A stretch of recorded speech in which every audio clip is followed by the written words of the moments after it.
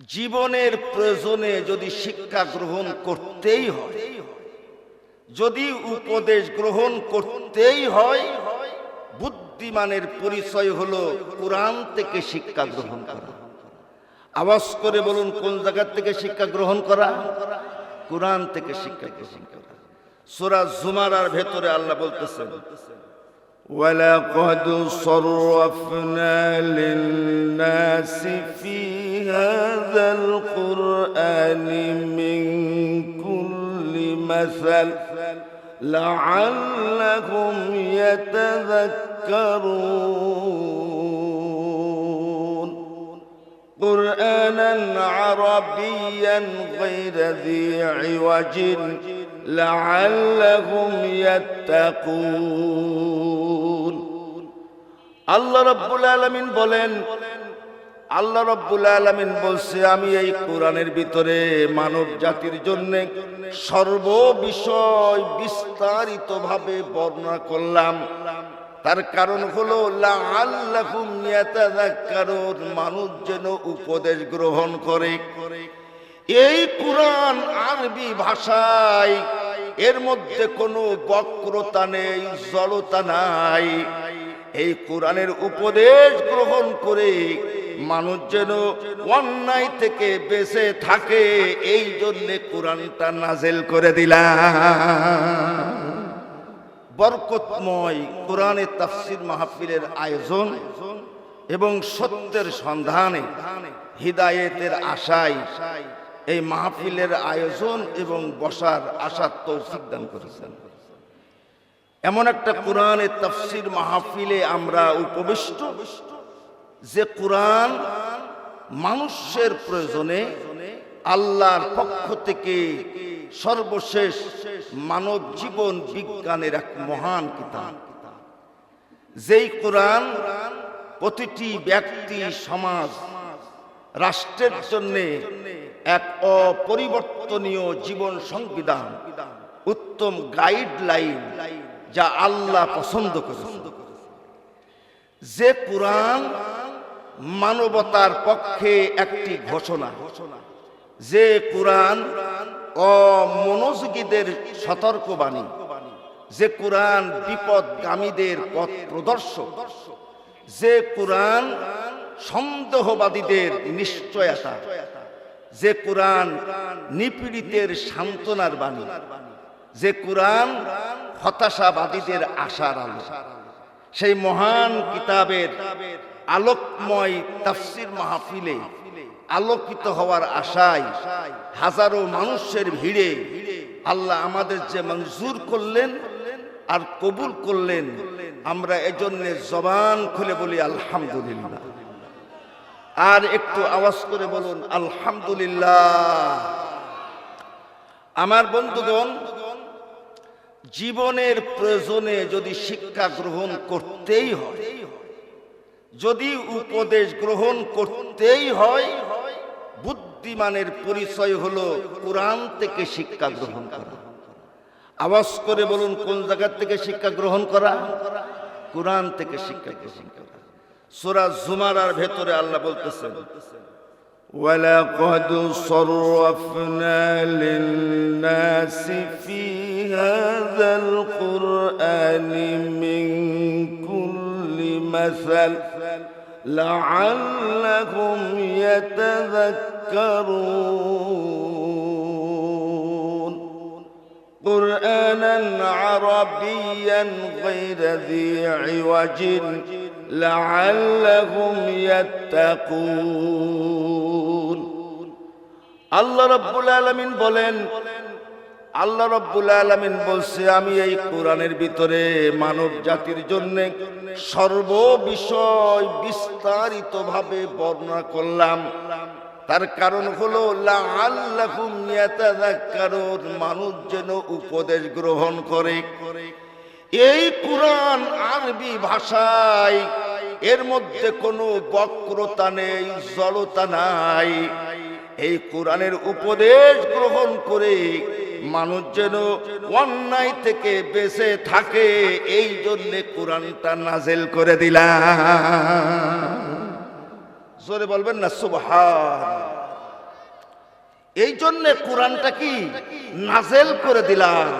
উপদেশ গ্রহণ করতে হবে। আওয়াজ করে বলুন কোন জায়গা থেকে, আরো আওয়াজ করে কোন জায়গা থেকে। আমি আপনাদের সামনে সূরা আল মুলকের 2 নম্বর একটা আয়াত পাঠ করলাম। আল্লাহ তৌফিক দান করলে এই আয়াতের উপরেই আমরা কিছু কথা বলার চেষ্টা করব। ওমা তৌফিকি, একটু জোরে বলুন, ওমা তৌফিকি ইল্লা বিল্লাহ।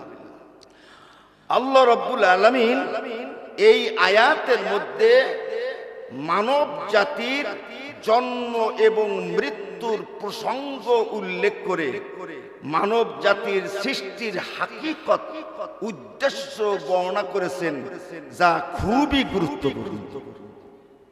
যখন জন্ম হয়েছে তো মৃত্যু অবশ্যম্ভাবী। জোরে বলো ঠিক কিনা, আওয়াজ করে বলো ঠিক কিনা।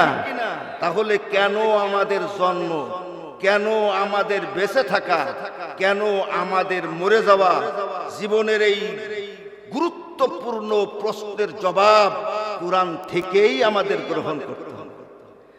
আমার বন্ধুগণ, কোরআন আমাদের বলতেছে আমাদের মৃত্যু 2 বার, আমাদের জীবন 2 বার। আওয়াজ করে বলুন, আমাদের মৃত্যু কয়বার? জোর হইল না?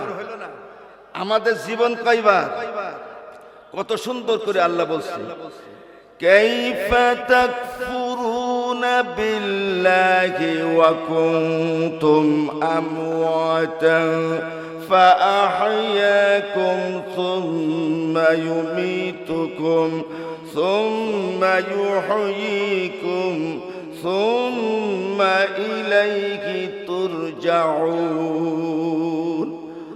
আল্লাহ রাব্বুল আলামিন বলছেন, ওয়া কুনতুম আমওয়াতান, ও মানুষ তোমরা তো মৃত্যু ছিলে, ফাআহইয়াকুম, অতঃপর আমি আল্লাহ তোমাদের দুনিয়ার জীবন দান করলাম, সুম্মা ইউমীতুকুম, অতঃপর আল্লাহ তোমাদের আবার মৃত্যু ঘটাবেন।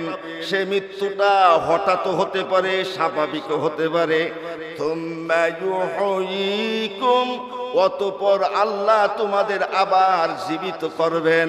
সুম্মা ইলাইহি তুরজাউন, অতঃপর তোমরা আমার কাছে প্রত্যাবর্তিত হবে। ও বন্ধু, আল্লাহ রাব্বুল আলামিন এই যে জীবন আর মৃত্যুর কথা বললেন, আমার বন্ধুগণ, আমরা এখন যেখানে অবস্থান করছি, যেই জগতে অবস্থান করছি, বলা হয় আলমে দুনিয়া। জোরে বলুন কি বলা হয়? আরো জোরে বলুন কি বলা হয়? এই আলমে জগতে, আলমে দুনিয়া নামক এই জগতে আমরা আগে ছিলাম না। এর আগে আর একটা জগতে ছিলাম, তার নাম হলো আলমে বাতান, মায়ের পেটের জগৎ। ওই জগতে আমাদের শরীর গঠন করা হয়েছে। তারও আগে আর একটা জগতে ছিলাম, তার নাম হলো আলমে নফস, নফসের জগৎ, আত্মার জগতে ছিলাম। ওই আত্মা আল্লাহ রাব্বুল আলামিন মায়ের পেটের মধ্যে আমাদের শরীর গঠন করে আত্মাকে সুবিন্যস্ত করে জীবন্ত করে পৃথিবীতে আল্লাহ পাঠিয়েছে। আমার বন্ধুগণ, এই দুনিয়ার মধ্যে আমরা শেষ পর্যন্ত থাকতে পারবো না। এরপরে আমাদের আর একটা জগতে চলে যেতে হবে, মৃত্যু অবস্থায় আমাদের মৃত্যু ঘটবে। মাটির শরীর মাটির কবরে চলে যাবে। অতঃপর আত্মাগুলি হয় ইল্লিনে চলে যাবে আর সিজ্জিনে চলে যাবে। ওই আত্মা মানে হলো আমি। জোরে বলুন, ওই আত্মা মানে কি? এই যে শরীর, এটা আমার, এটা আমি না। আমি মানে হলো আমার আত্মা। মানুষ মরে যাওয়ার পরে মাটির শরীর মাটির কবরে থাকে, কিন্তু আমি কবরে থাকি না। আমি ইল্লিনে চলে যাব অথবা সিজ্জিনে চলে যাব। এই জগৎকে বলা হয় আলমে বারজাখ। আল্লাহ বলছেন, ওয়া মিন ওয়ারাইহিম বারজাখুন ইলা ইয়াউমি ইউবআসুন।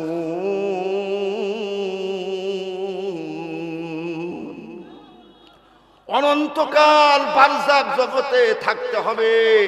বারজাখ মানে পর্দা বা আড়াল। এমন এক বারজাক জগৎ, এমন এক পর্দা। আমার বাড়ির পাশে আমার বাপের কবরটা রয়েছে, অথচ তার সাথে কতদিন চলে গেল যোগাযোগ করতে পারলাম না। এই বারজাক জগতে একটা লম্বা সময় থাকতে হবে, হাজার হাজার বছর হতে পারে, আবার লক্ষ লক্ষ বছর হতে পারে। তারপরে আল্লাহ রাব্বুল আলামিন মাটির মধ্যে আমাদের ওই হাড় হাড্ডি দিয়ে আবার আমাদের শরীরকে গঠন করা হবে।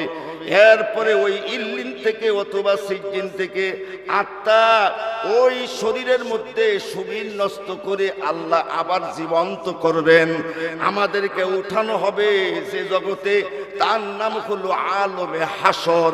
একটু জোরে বলা যাবে না সুবহানাল্লাহ? আমার কথা কি আপনাদের বুঝে আসে? একটু জোরে বলুন, বুঝে আসে? এই কবরের জগৎ, বারজাক জগৎ, এটা বড় রহস্যময় জগৎ। এই জগতের ব্যাখ্যা বিশ্লেষণ করে না বোঝা সম্ভব, না বোঝানো সম্ভব যতদিন পর্যন্ত না আমরা ওই জগতে প্রবেশ করছি। বন্ধুগণ, এরপরে কবর থেকে আবার উঠানো হবে, এটাকে বিশ্বাস হয়? জোরে বলুন, বিশ্বাস হয়? আমাদের যে এখানে এই জায়গায় এসে আমাদের যে বিশ্বাস করতে একটু কষ্ট হয় তা আল্লাহ জানে। এই জন্য আল্লাহ রাব্বুল আলামিন বলছেন, ইয়াকুলুনা আইযা মিতনা ওয়া কুননা তুরাবান ওয়া ইযামান আইন্না লামাবউসুনা খালকান জাদীদা। দুনিয়ার মানুষেরা বলতে চায়, তাই তো নামাজে ভালো লাগে না, মসজিদ ভালো লাগে না, ইসলামী আন্দোলন ভালো লাগে না। তারা বলতে চায়, আরে আমি যখন মরে গেলাম আমার শরীর হাড় হাড্ডি মাটির সঙ্গে মিশে গেল, আবার আমাকে জীবিত করা হবে, জীবন্ত করা হবে। এটা কি সম্ভব? এটা কি বিশ্বাস করা যায়? এটা কি যুক্তিতে কথা বলে? আল্লাহ রাব্বুল আলামিন বলছেন, কুল কুনু হিজারাতান আও হাদিদা। ও দুনিয়ার মানুষ, নবী আপনি জগৎবাসীকে বলে দেন, মৃত্যুর পরে যদি পাথর হও আর লোহাও হয়ে যাও, পাথর এবং লোহা থেকে আমি আল্লাহ বের করব।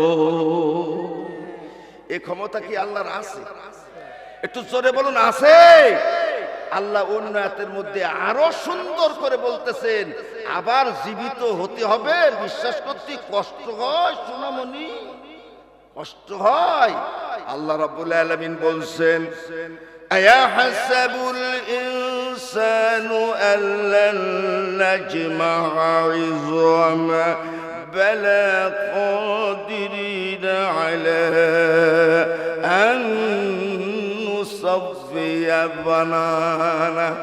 দুনিয়ার মানুষ তারা মনে করে তারা মরে যাওয়ার পরে হাড় হাড্ডিগুলি একত্রিত করে আমি আল্লাহ জীবিত করতে পারবো না। আল্লাহ বলছে, কেন নয়? কাদিরিনা আলা আন নুসাউইয়া বানানা। আমি আল্লাহ যখন তোমাদের আবার বানাবো, গঠন করব, শুধু জীবন্ত করব না, শুধু তোমাদের জীবিত করে উঠাবো না, তোমাদের আঙ্গুলের ডগা পর্যন্ত সঠিকভাবে গঠন করব। ও বন্ধু, এই যে ফিঙ্গার প্রিন্ট, প্রত্যেকটা মানুষের আঙ্গুলের ছাপ আলাদা। মাত্র বিজ্ঞানীরা 200 বছর আগে জানতে পেরেছে। আল্লাহ রাব্বুল আলামিন 1500 বছর আগে কোরআনে বলতেছে, কিয়ামতের ময়দানে আমি যখন মানুষকে উঠানো হবে, তার আঙ্গুল পর্যন্ত সঠিকভাবে গঠন করব। তার কারণ হলো, হাসরের ময়দানে আব্দুল করিম, আব্দুর রহিম, আব্দুল সাত্তার, নারায়ণ তারা পদে যেন ভাজাই না যায়, মানুষ যেন ভাজাই না যায়। এই আঙ্গুলের মধ্যে আমি বিদ্যমান। জোরে বলুন ঠিক কিনা? আরো জোরে বলুন ঠিক কিনা? আমার বন্ধুগণ, এখানে লম্বা করে কথা বলা যাবে না। এরপরে জীবিত করে আল্লাহ আর এক জায়গায় উঠানো হবে। ওয়া হাশারনাহুম ফালাম নুগাদির মিনহুম আহাদা। আল্লাহ একত্রিত করবেন। আল্লাহ রাব্বুল আলামিন হাসরের মাঠে আমাদেরকে উঠানো হবে, সেখানে বিচার হবে। এরপরে আমাদের চূড়ান্ত আমাদের জগৎ হয় আলমে জান্নাত অথবা আলমে জাহান্নাম। এটি হচ্ছে অতি অল্প সময় আমাদের জীবনের হিস্টোরি। আওয়াজ করে বলবেন না সুবহান লিল্লাহে তাকবীর। এই হিস্টোরি অস্বীকার করা দুঃসাহস হিম্মত পৃথিবীর কারণ নেই। জোরে বলুন ঠিক কিনা? এখন আমরা কোরআন থেকে কি পেলাম? আমরা কোরআন থেকে পেলাম মানুষের জীবন হলো মানুষের জীবন হলো দুইটা। একটা হলো দুনিয়ার জীবন আর একটা হলো আখিরাতের জীবন।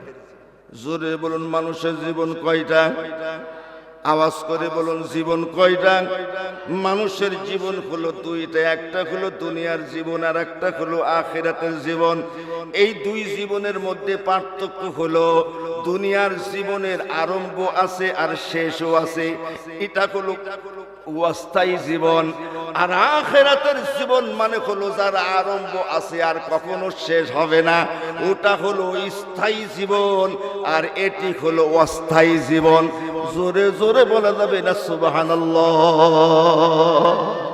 দুনিয়ার জীবন অস্থায়ী না স্থায়ী? জোরে বলুন অস্থায়ী না স্থায়ী? দুনিয়ার জীবন কতটা অস্থায়ী তার দুনিয়া শব্দের মধ্যেই লুকিয়ে আছে। দুনিয়াটা হলো আরবি শব্দ, দুনিয়া সিগা ইসমে তাফজিল ওয়াহিদ মুআন্নাস, মানে দুনিয়া শব্দের অর্থ হলো অতি অল্প সময়, অতি অল্প মুহূর্ত, তার মানে হলো কিছুক্ষণ। দুনিয়া মানে কি? একটু জোরে বল, দুনিয়া মানে কি? বিশ্বনবী মুহাম্মদুর রাসূলুল্লাহ সাল্লাল্লাহু আলাইহি ওয়াসাল্লাম একদিন আল্লাহ নবী আঙ্গুলি উঁচু করে বললেন, কেহ যদি তার আঙ্গুলিটা সাগরের মধ্যে রাখে, ওই আঙ্গুলিতে যতটুকুন পানি উঠে আসবে এটা হলো দুনিয়ার জীবন, আর সাগরটা হলো আখিরাতের জীবন। কবি কত সুন্দর করে বলতেছেন, হে দুনিয়া আকাল্লু মিনাল কলিলি ওয়া আশিকুহা আযাল্লু মিনাজ জলিলি। এই দুনিয়ার মতন অল্প সময় আর কিছুই হতে পারে না, আর এই দুনিয়ার আশিক যারা তারা হলো সব থেকে লাঞ্ছিত। তুসিম্মু সিহরুহা ওয়া তুমা কওমুহু ফাহুম মুতাহাইয়্যিরুনা বিলা দলিলি। এই পৃথিবী হলো একটা জাদু, এই জাদুতে যখন মানুষ আক্রান্ত হয় তখন দৌড়াতেই থাকে, দৌড়াতেই থাকে। যদি বলা হয় এভাবে দৌড়াও কেন, হালাল হারাম মানো না, কয় বিলা দলিলি, দলিল নেই। কবি কত সুন্দর করে বলছেন, মা মাজা ফিদ দুনিয়া আহনামুন ওয়া মা বাকিয়া মিনহা আনামি ওয়াল ওয়াক্তু বাইনাহুমা যায়ুন। দুনিয়ার জীবনের হাকিকত হলো আমার জীবনের যে অংশ পিছনে রেখে আসলাম এখন তা স্বপ্নের মতন মনে হয়, জীবনের যে অংশ সামনে অবশিষ্ট আছে তা এখন কল্পনার পরিকল্পনায় ভরা। ওয়াল ওয়াক্তু বাইনাহুমা যায়ুন, মাঝখান থেকে আমার জীবনের মূল্যবানটা সময় চলে যাচ্ছে, খরচ হয়ে গেল, এখানে আমার কিছু করার নাই। কবি আরো সুন্দর করে বলছেন, ওমাইয়া সুহাবিদ দুনিয়া ইয়াকুন মিসলা কাবিজিন আলাল মাই খানাতুহু ফুরুজুল আসাবি। দুনিয়ার মানুষ কান খুলে শোনো, তুমি কোথায় দৌড়াও যে দুনিয়াকে এত ভালোবাসো, এত পরিকল্পনা। এই দুনিয়ার জীবনের দৃষ্টান্ত হলো কোন ব্যক্তি তার হাত দিয়ে আঙ্গুল দিয়ে খামচে ধরেছে পানি, পানি যদি খামচে ধরা হয় আঙ্গুলের ছিদ্র দিয়ে পানিগুলি বের হয়ে যাবে। যতই দুনিয়াকে তুমি আঁকড়ে ধরো না কেন, একদিন দুনিয়া খেয়ানত করবে আর বলবে মাটির উপরে জায়গা হবে না, মাটির ভেতরে আসা লাগবে। জোরে বলো ঠিক কিনা? আমার বন্ধুগণ, এই জন্য বিশ্ব নবী মুহাম্মদুর রাসূলুল্লাহ সাল্লাল্লাহু আলাইহি ওয়াসাল্লাম বলেন, মান আহাব্বাদ দুনিয়া আদররা বি আখিরাতিহি, যে দুনিয়ার জীবনকে বেশি প্রাধান্য দেবে, ভালোবাসবে, আখিরাত ক্ষতিগ্রস্ত হবে। আর যে আখিরাতকে প্রাধান্য দেবে সে দুনিয়ায় ক্ষতিগ্রস্ত হবে। আল্লাহ নবী বললেন, ফাআসিরু মা ইয়াবকা আলা মা ইয়াফনা, বুদ্ধিমানের পরিচয় হলো অস্থায়ী জীবনের উপরে স্থায়ী জীবনকে প্রাধান্য দেওয়া। দুনিয়ার জীবনকে অগ্রাধিকার দিতে হবে না আখিরাতের জীবন। যারা দুনিয়ার জীবনকে অগ্রাধিকার দেয় ওদের কাছে জায়েজ না জায়েজ নেই, হালাল হারাম বোঝে না, বৈধ অবৈধ বোঝে না। যে কোনো পর্যায়ে, যে কোনো প্রচেষ্টায়, অর্থে, বিত্তে, ক্ষমতায় আমার মালিক দুনিয়ায় প্রতিষ্ঠিত হতেই হবে, এই মন মানসিকতার লোক আছে না নাই? জোরে বলুন, আছে না নাই? এদের সামনে আপনি জিবরাইল দিয়ে কোরআনের ওয়াজ করাবেন তবুও ভালো হবে না। কথা বোঝেন নাই? রোগ তো এখানে, রোগ হলো এখানে। কোরআনের অসংখ্য দলিল আছে। যারা আখিরাতকে অগ্রাধিকার দেয় না, কোরআনের বক্তব্যগুলো তাদের অন্তরে মজা লাগে না। আল্লাহ রাব্বুল আলামিন সূরা নাহলের মধ্যে বলছেন, যালিকা বিআন্নাকুম মুস্তাহাব্বুল হায়াতাদ দুনিয়া আলাল আখিরা ওয়া আন্নাল্লাহা লা ইয়াহদিল কওমাল কাফিরিন উলাইকা আল্লাযীনা طبع الله على قلوبهم وسمعهم وأبصارهم أولئك هم الغافلون।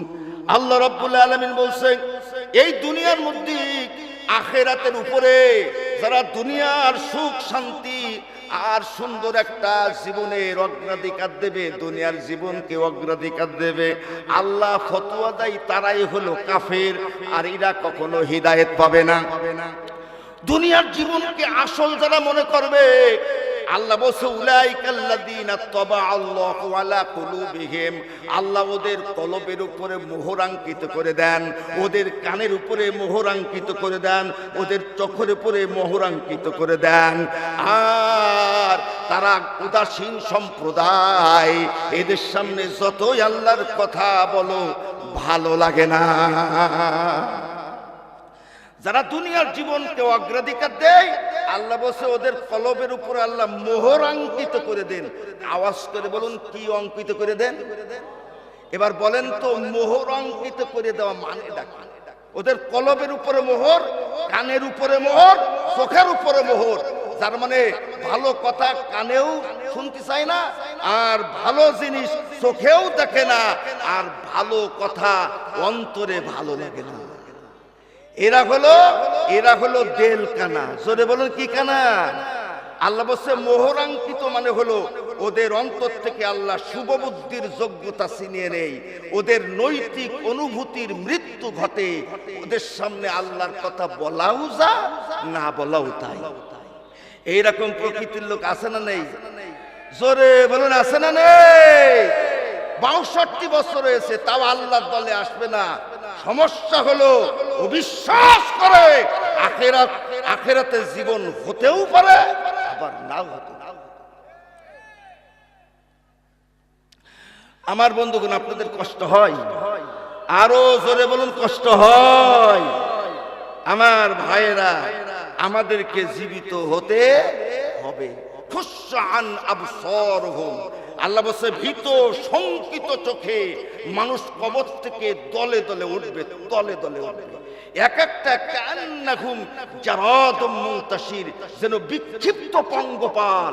এক একটা কবর থেকে হাজারো মানুষ উত্থিত হবে। সুবহানাল্লাহ বলেন, একটু জোরে বলেন আল্লাহু আকবার। আমার বন্ধুগণ, পরকালের জীবন যদি আমরা ভালো করতে চাই, তাহলে আমাদের জীবনের হাকিকত, আমাদের মৃত্যুর বাস্তবতা আমাদের অনুধাবন করতেই হবে। জোরে বলো ঠিক কিনা? আমার বন্ধুগণ, লম্বা করা যাবে না। আমার বন্ধুগণ, জীবন মৃত্যুর এই চক্র আল্লাহ আলোচনা করে এরপরে আল্লাহ বলতেছেন, কান খুলে শোনেন। আল্লাহ রাব্বুল আলামিন বলছেন, ও দুনিয়ার মানুষ, তোমাদের জীবনের সাফল্য ব্যর্থতা, তোমাদের জীবনের জয় পরাজয়, পুরস্কার তিরস্কার হওয়া, তিরস্কৃত হওয়া, নন্দিত হওয়া, নিন্দিত হওয়া, তোমাদের জীবনে জান্নাত অথবা জাহান্নাম, এটা নির্ভর করতেছে একটা পরীক্ষায় উত্তীর্ণ হওয়া না হওয়ার উপরে। যদি পরীক্ষায় উত্তীর্ণ হতে পারো তাহলে পুরস্কার, পরীক্ষায় উত্তীর্ণ না হতে পারলে তাহলে তিরস্কার। আর সেই পরীক্ষাটা হলো লিয়াবলুয়াকুম আইয়ুকুম আহসানু আমালা।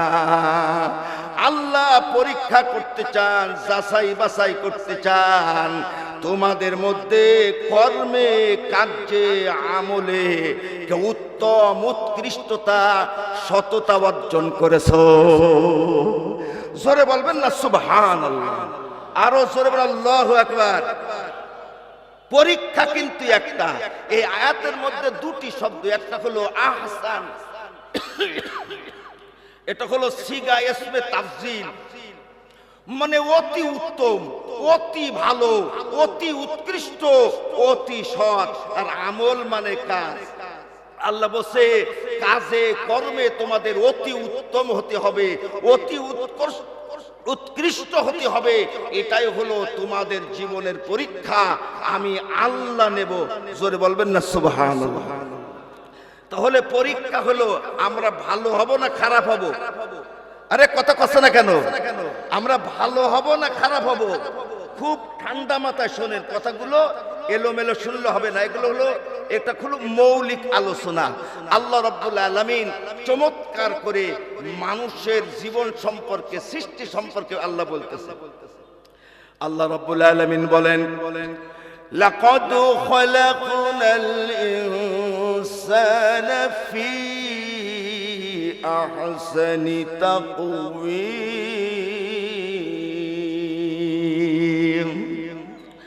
আল্লাহ বলছে অবশ্যই আমি আল্লাহ অতি উত্তম, উৎকৃষ্টতা দিয়ে আমি মানুষকে সৃষ্টি করলাম। মানুষের আকার, আকৃতি, গুণাবলী, বৈশিষ্ট্য দিয়ে অতি উত্তম গুণাবলী দিয়ে আমি সৃষ্টি করলাম। এই আয়াতের মধ্যে আল্লাহ বলতেছেন সৃষ্টিতে মানুষ হলো হাসানা। জোরে বলুন কি? জোর হইল না? দুটো একটা আরবি শব্দ মনে রাখতে হবে। আল্লাহ বলতেছে সৃষ্টিতে মানুষ হলো হাসানা। মানুষকে এমন গুণাবলী দান করা হয়েছে, এমন আলাদা আলাদা বৈশিষ্ট্য দান করা হয়েছে। মানুষ কথা বলতে পারে, আর কোনো প্রাণী কথা বলতে পারে না। মানুষ পোশাক পরিধান করে, আর কোনো প্রাণী পোশাক পরিধান করে না। 3 পাউন্ড ওজনের এমন একটা ব্রেন মানুষকে দেয়া হলো, আর কোনো প্রাণীকে দেওয়া হয় নাই। মানুষকে আল্লাহ রাব্বুল আলামিন মর্যাদার উচ্চ আসনে সমাসীন করলেন। আল্লাহ বলতেছেন আমি অতি সুন্দর করে মানুষকে বানালাম। সৃষ্টিতে মানুষ যদি হাসানা হয় তাহলে মানুষের কথা কেন হাসানা হবে না? মানুষের চরিত্র কেন হাসানা হবে না? মানুষের নৈতিকতা কেন হাসানা হবে না? ন্যায়ের প্রশ্নে অবিচল থাকা মানুষের এই হাসানা কেন হবে না? আমার বন্ধুগণ, উত্তম কথা, ভালো কথাকে হাসানা বলা হয়, উত্তম চরিত্রকে হাসানা বলা হয়, উত্তম আচার ব্যবহারকে হাসানা বলা হয়, ন্যায়ের প্রশ্নে অবিচল থাকাকে হাসানা বলা হয়, আপনার দায়িত্বশীলতার সাথে দায়িত্ব পালন করাকে হাসানা বলা হয়, উত্তম লেনদেনকে হাসানা বলা হয়, মানুষের কল্যাণ কামনা করাকে হাসানা বলা হয়। আর এ সবই হলো সৎকর্মের অন্তর্ভুক্ত। একটু জোরে বলা যাবে না সুবহানাল্লাহ? আল্লাহ বলছে লিয়াবলুয়াকুম আইয়ুকুম আহসানু আমালা। আল্লাহর আইন চাই, সৎ লোকের শাসন চাই। জোরে বলো ঠিক কি না? এই সৎ লোক আইয়ুকুম আহসানু আমালা, আইন যত ভালো হোক না কেন, চেয়ারে যদি আইয়ুকুম আহসানু আমালা সৎ লোক সমাসীন না হয়, এ জাতির ভাগ্যের পরিবর্তন কোনোদিন। আপনি কি মনে করেন? এখানে আরেকটা মজার বিষয় হলো, পৃথিবীতে আল্লাহ সুবহানাহু ওয়া তাআলা মানুষকে বিরল এক বৈশিষ্ট্য দান করেছেন, তা হলো কর্মের স্বাধীনতা, বিবেক বিশ্বাসের স্বাধীনতা। কোনটা ভালো আর কোনটা ভালো না এটা মানুষ বোঝে না, বোঝে না? আরো জোরে বলুন, বোঝে না, বোঝে না? কোনটা ন্যায় কোনটা অন্যায়, কোনটা সুন্দর কোনটা অসুন্দর, কোনটা পবিত্র কোনটা অপবিত্র মানুষ বোঝে, আকল আছে মানুষ বোঝে। আল্লাহ রাব্বুল আলামিন পরীক্ষা করতে চান কোন মানুষগুলি নফসের কুপ্রবৃত্তিকে কন্ট্রোল করে, নিয়ন্ত্রণ করে, দমন করে এই দুনিয়ার মধ্যে কারা সৎ কর্মশীল হবে। এটাই হলো আমি আল্লাহর পরীক্ষা। জোরে বলুন, জোরে জোরে বলুন সুবহানাল্লাহ। তাহলে ওয়াজ ক্লিয়ার, আমাদের কর্মে ভালো হতে হবে। আওয়াজ করে বলুন কিসে? আরো জোরে বলুন কিসে? আমাদের দেশে ডাক্তারের অভাব নাই, মাস্টারের অভাব নাই, এমপির অভাব নাই, জেনারেলের অভাব নাই, ডিসিএসপি সচিবের অভাব নাই, কিন্তু ভালো কর্মশীল ডাক্তারের অভাব। জোরে বলো ঠিক কিনা? সৎ কর্মশীল ডাক্তারের বড় অভাব। সৎ কর্মশীল আল্লাহরে ভয় করা ইঞ্জিনিয়ারের বড় অভাব। পরীক্ষা হলো একটাই, যারা কারা কর্মে ভালো হয় আমি আল্লাহ রাব্বুল আলামিন একটাই পরীক্ষা নেব। সুবহানাল্লাহ। একটু জোরে বলুন আল্লাহু আকবার। এবার আপনারা বলেন, একটা প্রশ্ন করা যায় না, হুজুর আমরা এত কষ্ট করে নফসকে দমন করে কোনো অন্যায় না করে আমরা যে ভালো হব, আমরা যে সৎ কর্মশীল হব, এতে আমাদের লাভটা কি? জোরে বলুন ঠিক কিনা? এতে আমাদের লাভটা কি? আল্লাহ রাব্বুল আলামিন এই প্রশ্নের উত্তরে সূরা আর রহমানের মধ্যে বলছেন, হাল জাযাউল ইহসানি ইল্লাল ইহসান। উত্তম কাজের পুরস্কার উত্তম ছাড়া আর কি হতে পারে? সূরা হামিম সিজদার মধ্যে আল্লাহ বলছেন, লা ইয়াস্তাবিল হাসানাতু ওয়ালাস সাইয়্যা। ভালো মন্দ কখনো সমান হতে পারে না।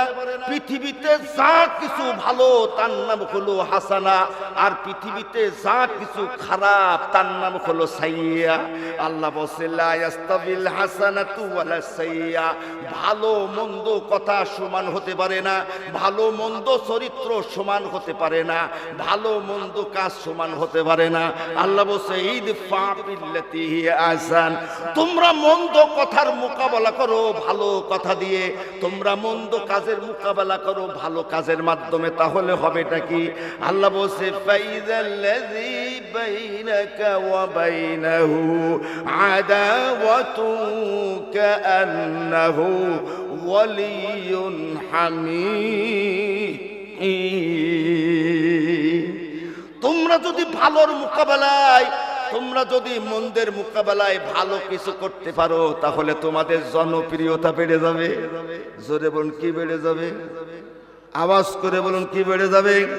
তোমাদের গ্রহণযোগ্যতা বেড়ে যাবে, তোমাদের ভোট বেড়ে যাবে। কোটি কোটি মানুষ তোমাদের ভোট দেবে শুধু সততার কারণে, এই সৎ যোগ্যতার কারণে তোমাদের জনপ্রিয়তা বেড়ে যাবে। কোটি কোটি মানুষের অন্তরে তুমি ভালোবাসার মানুষ হয়ে যাবে। আল্লাহ বলছেন, ওয়ামা ইউলাক্কাহা ইল্লাল্লাযীনা সাবারু ওয়ামা ইউলাক্কাহা ইল্লা যু হাজ্জিন আযীম।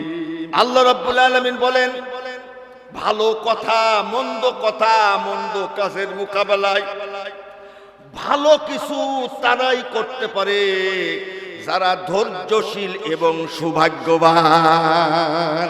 সুবহানাল্লাহ বলেন, আওয়াজ করে বলেন সুবহানাল্লাহ। আজকে আমাদের আলোচ্য বিষয় হলো, আমরা জীবনে ভালো হব না মন্দ হব? কথা কয় না? আমাদের কথাগুলি, আমাদের চরিত্র, আমাদের আচার ব্যবহার, আমাদের লেনদেন, আমাদের বিচার ফয়সালা, আমাদের ব্যবসা বাণিজ্য ভালো হবে না মন্দ হবে? জোরে বলুন কোনটা হবে?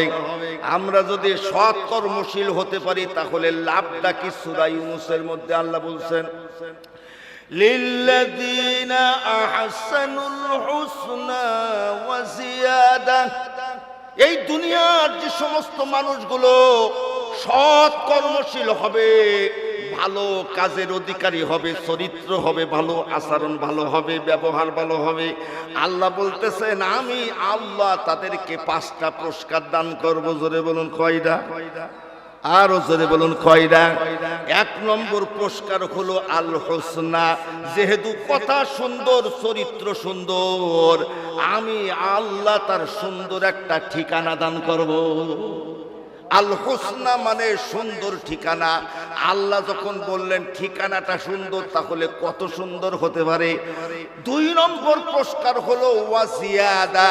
ওয়াজিয়াদা মানে হলো আরো কিছু, অতিরিক্ত কিছু। তার মানে হলো যারা দুনিয়ায় সৎকর্মশীল হবে, আল্লাহ রব্বুল আলামিন তাদেরকে আল্লাহর দর্শন দান করবেন, আল্লাহর দিদার, স্বচক্ষে আল্লাহ সুবহানাহু ওয়া তাআলাকে দেখতে পাবে। আর 3 নম্বর পুরস্কার হলো ওয়ালা ইয়ারহাকু ওয়ুজুহাহুম কতারু ওয়ালা জিল্লা।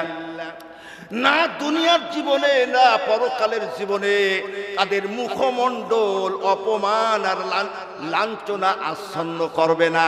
তারা জীবনে বেইজ্জতি হবে না, তারা লাঞ্ছিত হবে না, তাদের মুখমণ্ডল মলিন হবে না। আল্লাহ বলতেছেন 4 নম্বর পুরস্কার হলো উলাইকা আসহাবুল জান্নাহ। এরা হবে জান্নাতের অধিকারী, জান্নাতের অধিবাসী। আর 5 নম্বর পুরস্কার হলো হুম ফিহা খালিদুন। সেখানে প্রবেশ করবে আর বের হবে না। জোরে বলবেন আল্লাহু আকবার। আপনি দেখবেন যারা দুনিয়ায় সৎ, তাদের চেহারা কখনো মলিন হয় না। তারা সমাজে লাঞ্ছিত হয়। আরে কথা করছে না কেন? তারা সমাজে কি অপমান হয়? হয় না। আজ যাদের কথা খারাপ, চরিত্র খারাপ, দায়িত্ব পালনে দুর্নীতি, অবিচার, অনাচার, আল্লাহ বলছে যারা অসৎ কর্মশীল হবে তাদের জন্য 5টা তিরস্কারের ব্যবস্থা করা হয়েছে। জোরে বলুন কয়টা? আরো জোরে বলুন কয়টা? আল্লাহ বলছে ওয়াল্লাযীনা কাসাবুস সাইয়্যাত জাযাউ সাইয়্যাতিন বিমিসলিহা। যারা অসৎ কর্মশীল হবে 1 নম্বর তিরস্কার হলো সম পরিমাণ তার শাস্তি ভোগ করা লাগবে। 2 নম্বর তিরস্কার হলো ওয়াতার হাকুহুম জিল্লা। সে লাঞ্ছিত হবে, অপমানিত হবে, তার চেহারা অপমান মলিনতা আচ্ছন্ন করবে। আর 3 নম্বর পুরস্কার হলো তিরস্কার হলো মা লাকুম মিনাল্লাহি মিন আসিম। এই সমস্ত চরিত্রহীন, ধান্দাবাজ, বিশ্বাসঘাতক, অসৎ কর্মশীল লোকেরা আল্লাহর পাকড়াও থেকে এদেরকে কেহ রক্ষা করতে পারবে না। আর 5 নম্বর পুরস্কার হলো, 4 নম্বর পুরস্কার হলো কান্নামা উগশিয়াতু ওয়ুজুহুহুম কিতআম মিনাল লাইলি মুযলিমা। যারা অপরাধ করে, অন্যায় করে, আমি আল্লাহ সুবহানাহু ওয়া তাআলা তাদের মুখমণ্ডল ঢেকে দেই আধার রাতের অন্ধকার দিয়ে। আধার রাতের অন্ধকার দিয়ে বিগত 2 মাস ট্রাম্পের চেহারার দিকে তাকালে মনে হয় রাতের সমস্ত অন্ধকার তার চেহারারে ঢেকে ফেলেছে। পরাশক্তি, বিশাল পরাশক্তি এখন হেরে যাচ্ছে। জোরে বলুন কি? এখন হেরে যাচ্ছে। কান্নামা উগশিয়াতু ওয়ুজুহুহুম কিতআম মিনাল লাইলি মুযলিমা।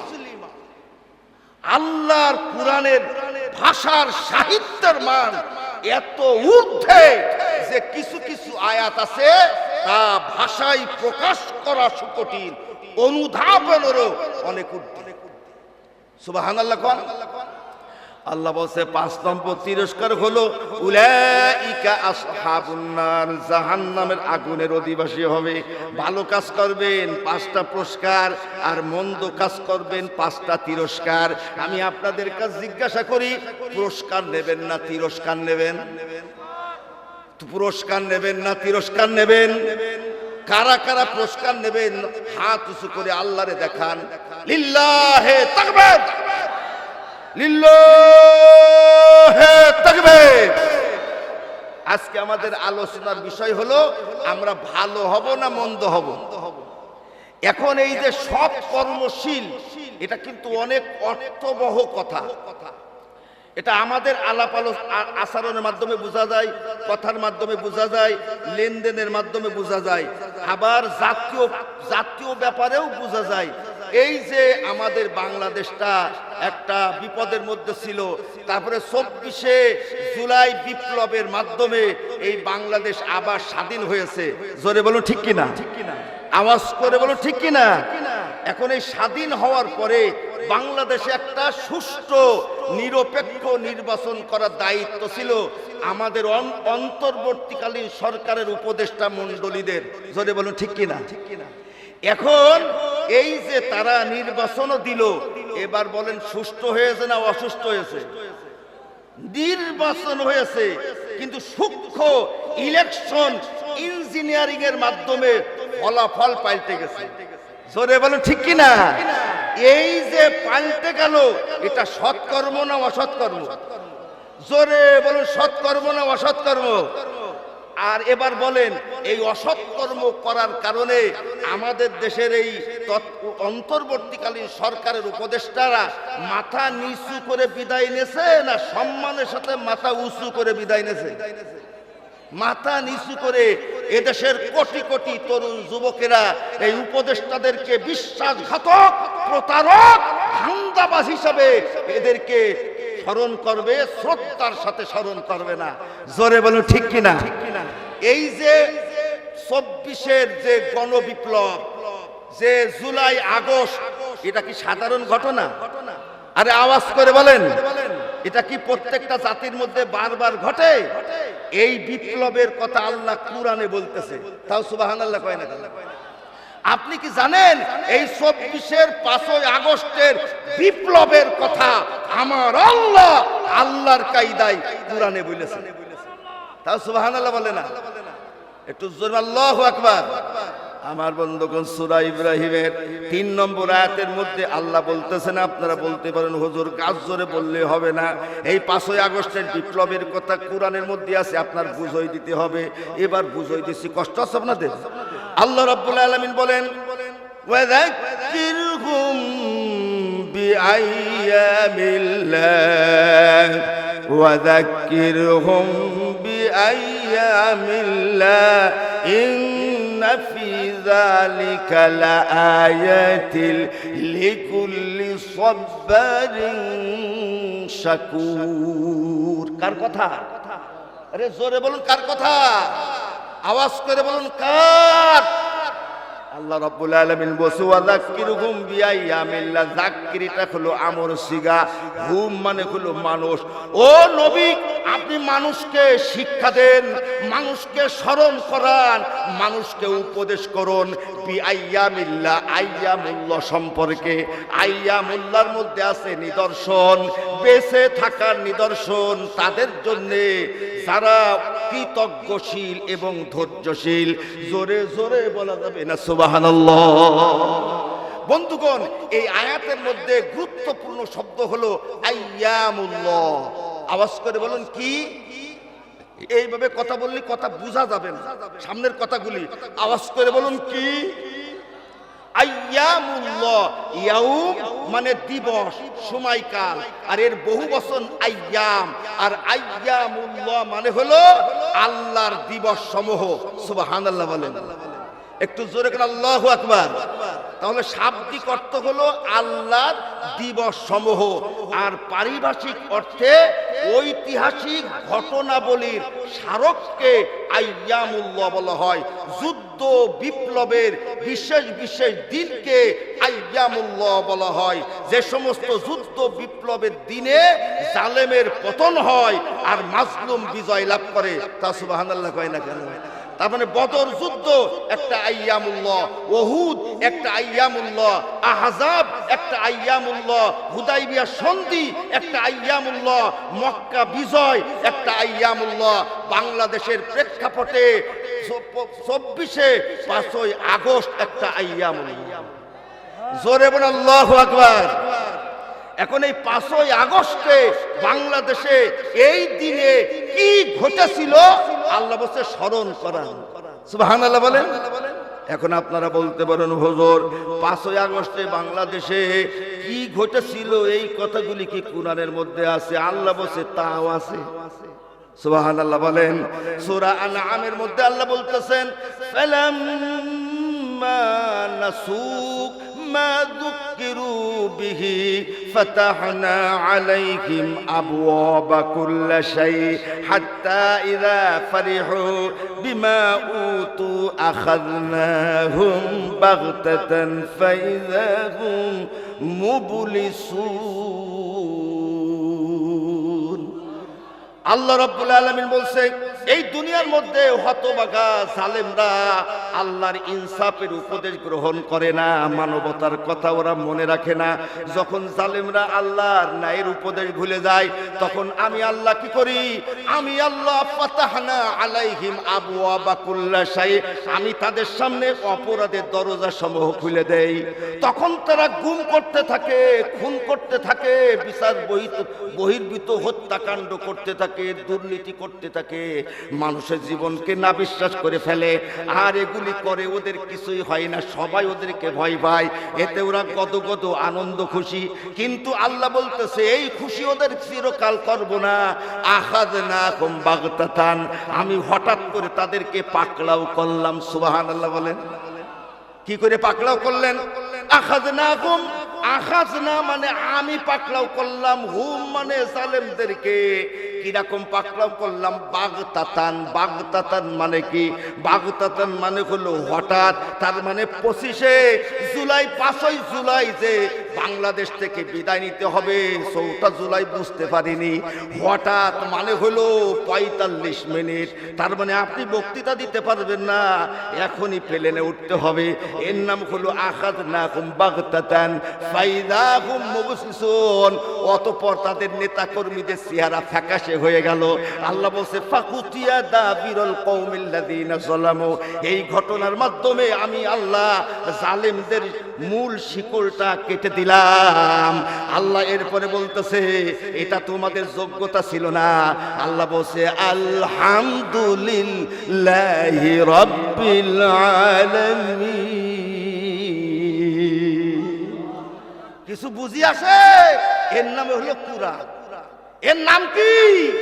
এখন এই যে 5ই আগস্ট, এই 5ই আগস্টের আপনার নতুন করে বাংলাদেশের সবকিছু পরিবর্তন হয়ে গেছে না গেছে না?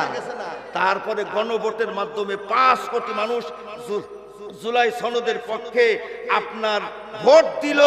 বন্ধুগণ, সেই জুলাই সনদ নিয়ে তালবাহানা তারাই করে যারা হলো অসৎ কর্মশীল। জোরে বলুন ঠিক কিনা?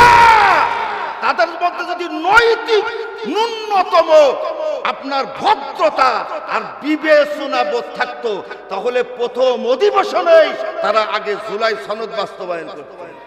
আপনি কি মনে করেন সৎ কর্মশীল হওয়া কি ছোটখাটো ব্যাপার? এটা কি ছোটখাটো ব্যাপার? জীবনের অনেক জায়গা আছে যেখানে আমরা সততার পরিচয় দিতে পারি না। যখন সততার কারণে আমি বেঁধে যাই তখন আর ন্যায়ের কথা মনে থাকে না। জোরে বলো ঠিক কিনা? আমার বন্ধুগণ, আপনারা জানেন পৃথিবীতে এখন একটা ঐতিহাসিক যুদ্ধ চলতেছে। জোরে বলো ঠিক কিনা? যুদ্ধ চলতেছে। একদিকে আমেরিকা, ইসরায়েল আর তার দোসররা। যে আমেরিকার পৃথিবীতে 400টা সামরিক ঘাঁটি আছে, আর এক পাশে 46 বছর অর্থনৈতিক অবরোধের মধ্যে থাকা হলো ইরান। জোরে বলুন ঠিক কিনা? এখন এই দুটো পক্ষের মধ্যে যুদ্ধ হচ্ছে। এখন আমরা কোন পক্ষে থাকবো? আমরা কোন পক্ষে থাকবো?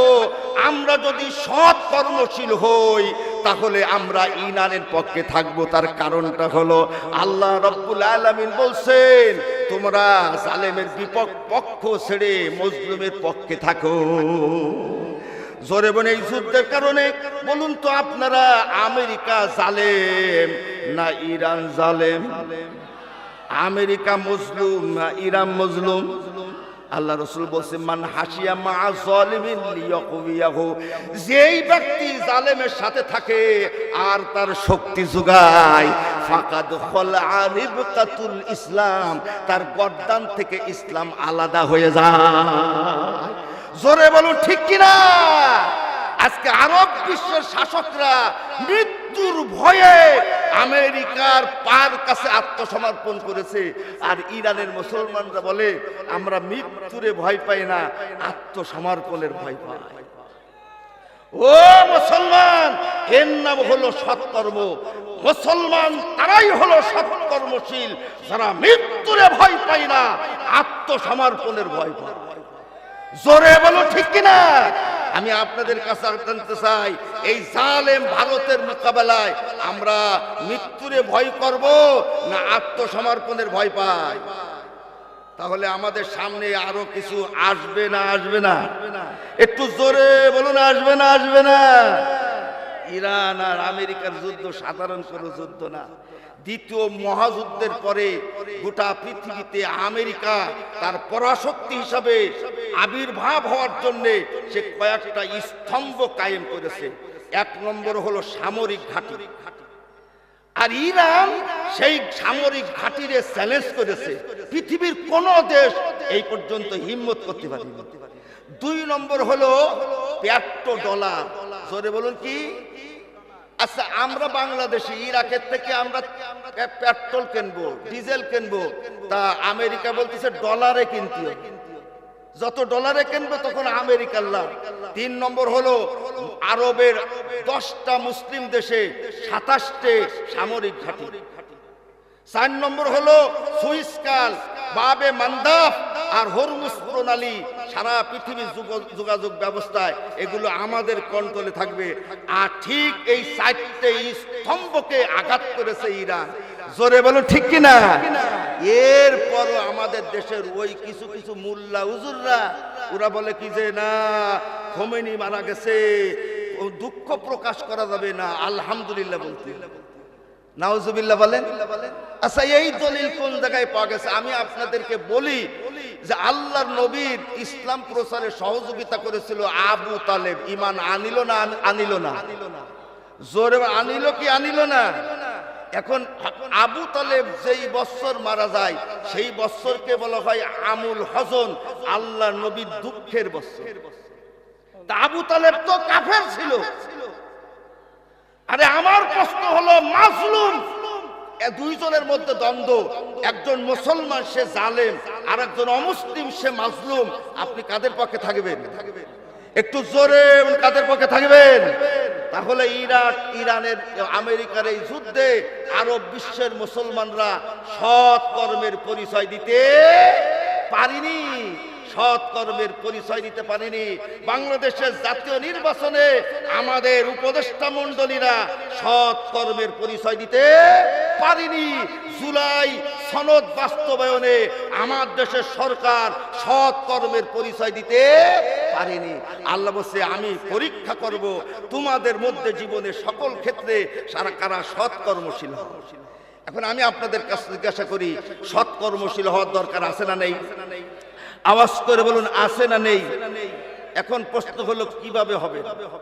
আমার বন্ধুগণ, আপনারা প্রশ্ন করতে পারেন, হুজুর আমি আপনার ওয়াজে বুঝলাম যদি সৎকর্মশীল হই 5টা পুরস্কার পাবো, আর যদি অসৎ হই 5টা তিরস্কার পাবো, এই তিরস্কার আমার দরকার নাই, পুরস্কার পেতে যাই। তাহলে প্রশ্ন হলো কেমনে হওয়া যাবে? সৎ কর্মশীল কেমনে হওয়া যাবে? জোর করে ভয় দেখায় মানুষকে সৎ বানানো যাবে? একটু জোরে সৎ বানানো যাবে? জোর করে ভয় দেখাবেন, আড়ালে আবদালে সে অসৎ হয়ে যাবে।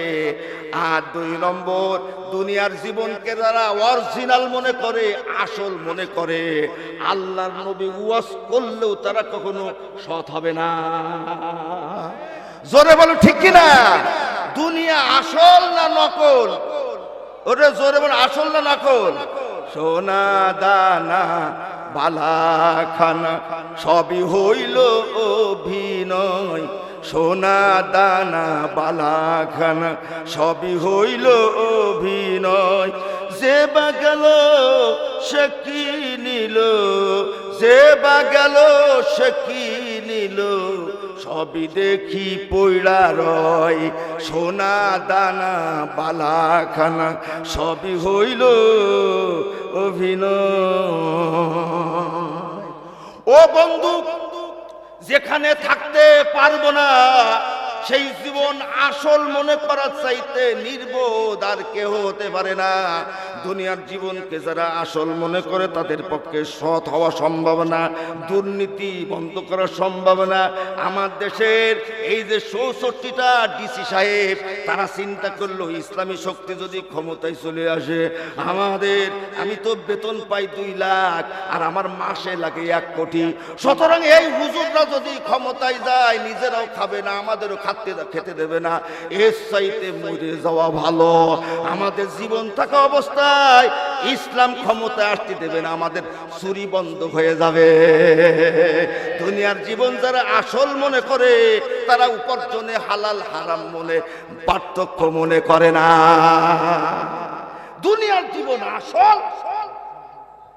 আসল মনে করে যারা, তারা কি তারা জীবনে সৎ হতে পারবে না।